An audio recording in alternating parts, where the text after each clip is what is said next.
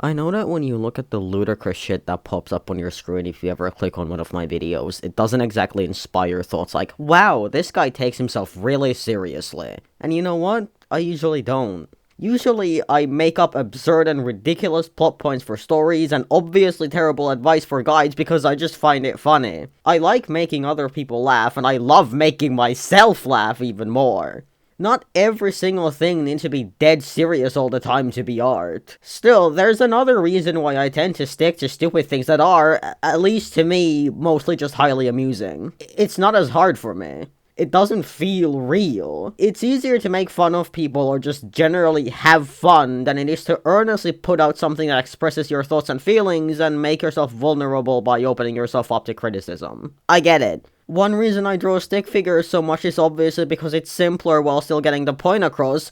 Plus, what originally inspired me to even start making videos was Rags the Flipnote, or however that's pronounced. I'm actually still not sure. Another reason is also that it's just not nearly as scary. It's terrifying to put in so much effort into a drawing and not be sure that it'll come out looking as good as you want it to. I've been drawing my entire life, but even when I've followed step-by-step guides on how to draw a Sonic character or whatever, it's never looked as good as my reference.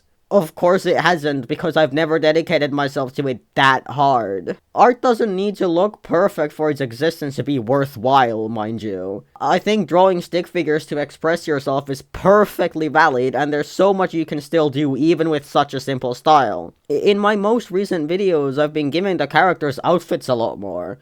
It takes more time, which messes with my obsessive need to get every project done within a week, lest I just not finish it ever, yeah, but I've also genuinely enjoyed doing it a lot. So what's my point?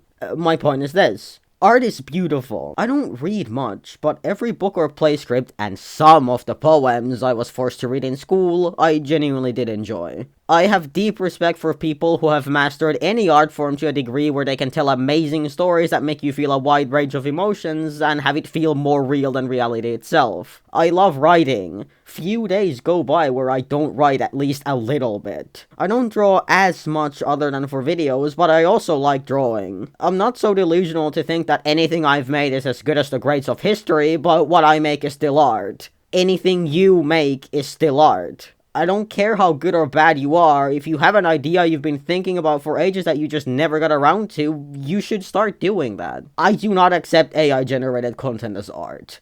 You are not making anything by telling a robot to copy a bunch of other people's drawings and make you a glorified collage. The difference between you and a robot taking inspiration from everything that has come before to create something new is that the robot doesn't do that.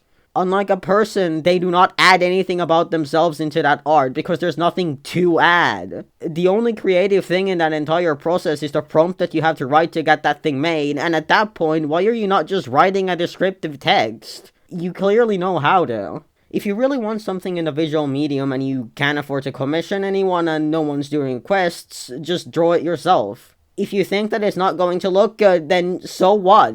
AI art also looks terrible. Anything you dedicate yourself to making will have infinitely more soul and be infinitely more artistic than anything generative AI could ever make. I can't express how much better art makes life. No matter how absolutely awful I feel some days, which when you have a head like mine can often get pretty fucking bad, everything feels so much better and so much more worth it when I just focus on something creative. Metal isn't exactly something everyone likes, but I adore Bloodbound, and whenever I actually focus on it, I can't help but smile. I listen to music all the time. I'm terrible at directly writing down my feelings, but it helps a lot to process them through whatever I happen to be writing at the time. So much of what I think about and make is inspired by things like Ace Attorney or BoJack Horseman. Ridiculous, goofy-ass stories that first get a laugh out of you and then proceed to tear your goddamn heart out. That is the kind of story that I want to tell, but if it's anything I plan on other people seeing, I often get stuck at the silly, funny part and I'm afraid to venture further into the serious side of things.